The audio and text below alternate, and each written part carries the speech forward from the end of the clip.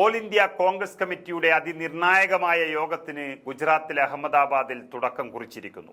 ബീഹാർ, കേരളമടക്കമുള്ള സംസ്ഥാനങ്ങളിൽ വരാൻ പോകുന്ന നിയമസഭാ തെരഞ്ഞെടുപ്പ് ലക്ഷ്യം വെച്ചുള്ള ദീർഘകാല പദ്ധതികൾക്ക് സമ്മേളനത്തിൽ തുടക്കം കുറിക്കുമെന്ന് ഉറപ്പായി കഴിഞ്ഞിരിക്കുന്നു. രാജ്യത്തെ പ്രമുഖ കോൺഗ്രസ് നേതാക്കൾ എല്ലാവരും തന്നെ ഈ അഹമ്മദാബാദ് സമ്മേളനത്തിൽ എത്തിക്കഴിഞ്ഞു. ഒരാൾ ഒഴിച്ച് വയനാട് എംപിയും കോൺഗ്രസിന്റെ വനിതാ മുഖവുമായ പ്രിയങ്ക ഗാന്ധി.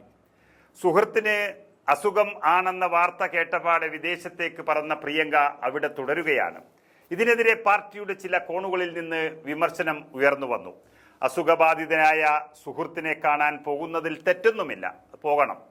എന്നാൽ AICC സമ്മേളനം പോലെ കോൺഗ്രസിനെ സംബന്ധിച്ച് അതിനിർണായകമായ ഒരു യോഗത്തിൽ ആവേശവും ആശയും പകരേണ്ടുന്ന പ്രിയങ്ക മാറി നിന്നത് ഒരിക്കലും ന്യായീകരിക്കാൻ സാധിക്കില്ല എന്നാണ് പറയുന്നത്. 2 ദിവസങ്ങളിലായി നടക്കുന്ന സമ്മേളനത്തിൽ പ്രിയങ്ക ഗാന്ധി എത്തുമോ എന്ന് വ്യക്തമല്ല. എന്തായാലും നിലവിലവർ അഹമ്മദാബാദിൽ എത്തിയിട്ടില്ല എന്ന് മാത്രം ഉറപ്പിച്ചു പറയാം.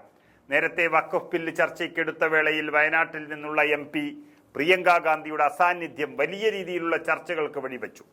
വെറും ലോക്സഭാ MP മാത്രമല്ല പ്രിയങ്ക ഗാന്ധി, മറിച്ച് ലക്ഷക്കണക്കിന് വരുന്ന വനിതകൾ അംഗങ്ങളായിട്ടുള്ള ഒരു ദേശീയ പാർട്ടിയുടെ സമുന്നതയായ നേതാവ്. ആ പ്രിയങ്ക ഗാന്ധി ചരിത്ര പ്രാധാന്യമുള്ള ഒരു ബില്ല് അവതരിച്ചപ്പോൾ ലോകസഭയിൽ നിന്ന് വിട്ടുനിന്ന പ്രിയങ്കയുടെ നടപടി ന്യായീകരിക്കാനാകില്ലെന്ന് പല കോണുകളിൽ നിന്നും അഭിപ്രായം ഉയർന്നിരുന്നു. വഖഫ് ബില്ലിലെ ചർച്ചയ്ക്കിടെ ഒരു സമയത്തും പ്രിയങ്ക ഗാന്ധി ലോകസഭയിൽ എത്തിയിരുന്നില്ല. കഴിഞ്ഞ 1 വർഷത്തിനിടയിൽ പരിഗണിക്കപ്പെട്ട ഏറ്റവും പ്രധാനപ്പെട്ട ബില്ലുകളിലൊന്നാണ് വഖഫ് ബില്ല്. അങ്ങനെ ഒരു ബില്ല് ചർച്ചയ്ക്കെടുക്കുമ്പോൾ വയനാട് MP പങ്കെടുക്കേണ്ടിയിരുന്നില്ലേ എന്ന ചോദ്യവും അവിടെ ഉയർന്നു വരും. അത് സ്വാഭാവികം.